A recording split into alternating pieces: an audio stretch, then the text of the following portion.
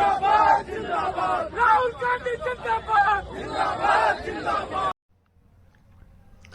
कांग्रेस नेता राहुल गांधी को सूरत के सेशंस कोर्ट से जमानत मिल गई है। साथ ही राहुल को 2 साल की जो सजा सुनाई गई थी उसको लेकर 13 अप्रैल तक कोर्ट से जमानत मिली है। 3 मई को मामले की अगली सुनवाई होगी। इस मामले में सजा सुनाए जाने के 11 दिन बाद उन्होंने सेशंस कोर्ट में याचिका दाखिल की थी। हालांकि अदालत ने अभी दोष सिद्धि पर कोई अंतरिम रोक नहीं लगाई है। उनके सूरत रवाना होने से पहले कांग्रेस नेता और उनकी बहन प्रियंका गांधी उनसे मिलने पहुंची। वो राहुल के साथ सूरत के सेशंस कोर्ट भी पहुंची थी। इससे पहले सोनिया गांधी ने भी राहुल गांधी से मुलाकात की। उनके साथ कई दिग्गज कांग्रेसी नेता भी पहुंचे थे। राहुल की सूरत यात्रा का महत्व इस बात से लगाया जा सकता है कि उनके साथ 3 राज्यों के सीएम भी सूरत पहुंचे हैं। कांग्रेस के कार्यकर्ता सड़कों पर उतरे हुए हैं और देश भर में प्रोटेस्ट कर रहे हैं। विपक्ष संसद में इस मुद्दे को उठा रहा है। आखिर इस पूरे मामले में कांग्रेस की रणनीति क्या है, किस तरफ जाता दिख रहा है ये पूरा मामला? दरअसल कांग्रेस की कोशिश है कि इस पूरे मुद्दे को पॉलिटिकल शो और राजनीतिक ताकत के रूप में पेश किया जाए। इस बीच कानून मंत्री किरेन रिजिजू ने कहा है कि कांग्रेस इस मामले में न्यायपालिका पर दबाव बना रही है। राहुल के सूरत रवाना होने से पहले सोनिया गांधी और प्रियंका गांधी ने उनसे मुलाकात भी की है। बता दें कि मोदी सरनेम मानहानि केस में 2 साल की सजा मिलने के बाद लोकसभा सचिवालय ने एक अधिसूचना जारी कर बताया था कि केरल की वायनाड लोकसभा सीट से सांसद राहुल गांधी को सजा सुनाए जाने के दिन यानी 23 मार्च 2023 से अयोग्य करार दिया जाता है।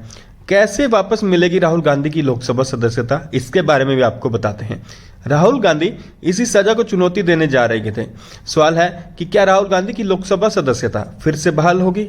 इस सवाल के जवाब में वरिष्ठ वकील और सुप्रीम कोर्ट बार एसोसिएशन के अध्यक्ष विकास सिंह कहते हैं कि राहुल गांधी को अदालत का रुख करना होगा और सजा को सस्पेंड करने और दोष सिद्धि पर रोक लगाने की गुहार करनी होगी। अगर ऊपरी अदालत से उनके पक्ष में फैसला आता है तभी वे अपनी लोकसभा की सदस्यता की बहाली की उम्मीद कर सकते हैं। लक्षद्वीप के सांसद मोहम्मद फैजल के मामले में ऐसा ही हुआ है।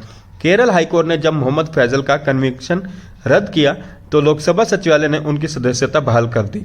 उन्होंने कहा अगर सजा पर रोक लगती है तो उनकी सदस्यता फिर से बहाल की जा सकती है, परंतु उन्हें तुरंत अपीलीय अदालत का रुख करना होगा। उन्हें अदालत से दोष सिद्धि पर रोक लेने की जरूरत है, तभी उनकी सीट पर कोई चुनाव नहीं होगा। बता दें कि जनप्रतिनिधि कानून के मुताबिक अगर सांसदों और विधायकों को किसी भी मामले में 2 साल से ज्यादा की सजा होती है तो ऐसे में उनकी सदस्यता संसद और विधानसभा से रद्द हो जाएगी। इसके अलावा सजा पाया हुआ व्यक्ति सजा की अवधि पूरी करने के बाद 6 वर्ष तक चुनाव लड़ने के लिए अयोग्य होता है। 2 साल की सजा का मतलब यह है कि राहुल गांधी 8 साल तक चुनाव नहीं लड़ पाएंगे। तो ऐसे में कांग्रेस की रणनीति क्या है? वरिष्ठ वकील सिद्धार्थ लुथरा ने कहा कि दोष सिद्धि पर रोक की स्थिति में राहुल गांधी तब अध्यक्ष के पास वापस जाएंगे और ये कहने के हकदार होंगे कि अब मेरी दोष सिद्धि पर रोक लगा दी गई है, इसलिए अयोग्यता प्रभाव में नहीं रह सकती। अगर राहुल गांधी के कन्वेंशन पर रोक लगती है तो वो 2024 का चुनाव लड़ सकते हैं। क्या है पूरा मामला, ये आपको एक बार फिर से बता देते हैं। बता दें कि राहुल गांधी ने साल 2019 में एक बयान कर्नाटक में दिया था। इस दौरान राहुल गांधी ने कहा था कि सभी चोरों के नाम सरनेम मोदी क्यों होते हैं। कांग्रेस राहुल गांधी के इसी बयान को लेकर बीजेपी के तत्कालीन विधायक पूर्णेश मोदी ने उनके खिलाफ मामला दर्ज कराया था। इसी मामले में सूरत के सेशन कोर्ट ने राहुल गांधी को दोषी ठहराते हुए 2 साल की सजा सुनाई है। इस मुकदमे को लेकर कांग्रेस राहुल की स्ट्रेटेजी क्या है? राहुल गांधी को सेशन कोर्ट ने सजा 24 मार्च को सुनाई। इस सजा के खिलाफ अपील करने में राहुल ने ठीक ठाक समय लिया। कांग्रेस इस सजा के खिलाफ अपील करने में कोई जल्दबाजी नहीं कर रही है। इस मामले में राहुल गांधी की रणनीति क्या है, इसे हम 5 पॉइंट में आपको समझाने की कोशिश करते हैं। विपक्षी राजनीति के केंद्र में लाया जाए। राहुल दोषी होने के 11 दिन बाद इस चैलेंज करने जा रहे थे। राहुल ने सजा मिलने के बाद प्रेस कॉन्फ्रेंस में कहा था कि वे सच बोलना जारी रखेंगे, चाहे उन्हें संसद से बाहर क्यों न कर दिया जाए। दरअसल इस मुकदमे के फैसले को कांग्रेस भी एक मौके की तरह देख रही है। राहुल की लोकसभा सदस्यता खत्म करने का सभी विपक्ष पार्टियों ने एक सुर में विरोध किया और जैसे इसे सरकार की तानाशाही करार दिया।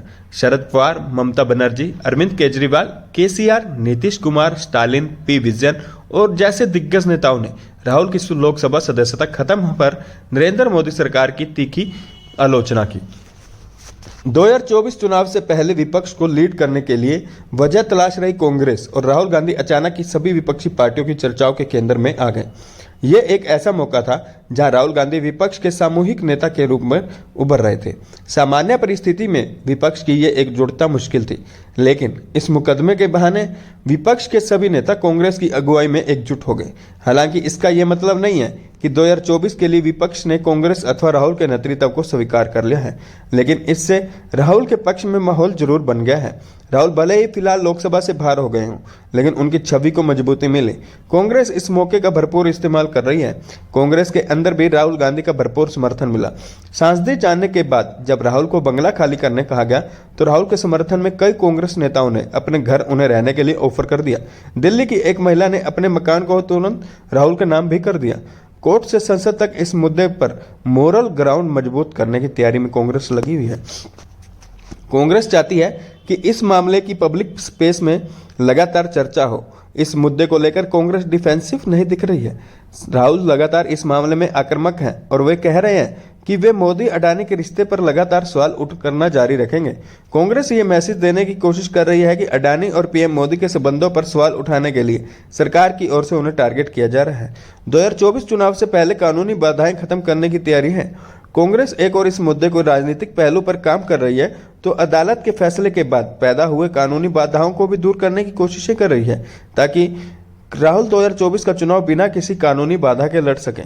इसलिए राहुल आज सजा के खिलाफ सूरत की कोर्ट में लड़ने गए थे। कांग्रेस भी जानती है कि अगर इस फैसले पर अमल हुआ तो राहुल 8 साल तक चुनाव नहीं लड़ पाएंगे। इस परिस्थिति में वे पब्लिक मेमोरी में नहीं रह पाएंगे। इसलिए इस केस की तमाम कानूनी पेचीदगियां का अध्ययन कर राहुल कांग्रेस ये सुनिश्चित कराने में जुटी है कि राहुल गांधी 2024 का लोकसभा चुनाव लड़ पाए। मोहम्मद फैजल केस का हवाला। लक्षद्वीप के सांसद मोहम्मद फैजल का मामला राहुल गांधी के मामले में न सिर्फ नजीर बनकर आया है, बल्कि इससे यह भी सिद्ध हो गया है कि लोकसभा में उनकी वापसी असंभव तो नहीं ही है।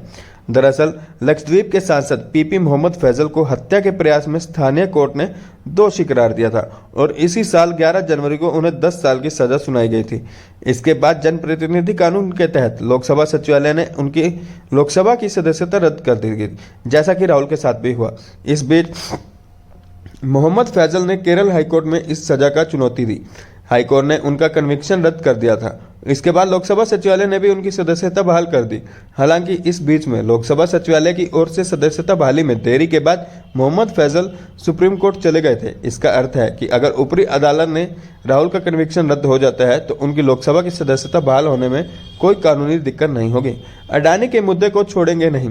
कांग्रेस इस मुद्दे को लेकर जनता को ये संदेश देने की कोशिश कर रही है कि वो क्रोनिक कैपिटलिज्म के मुद्दे पर सरकार के तमाम हमलों को सहते हुए भी अडानी का मुद्दा उठाते रहेंगे।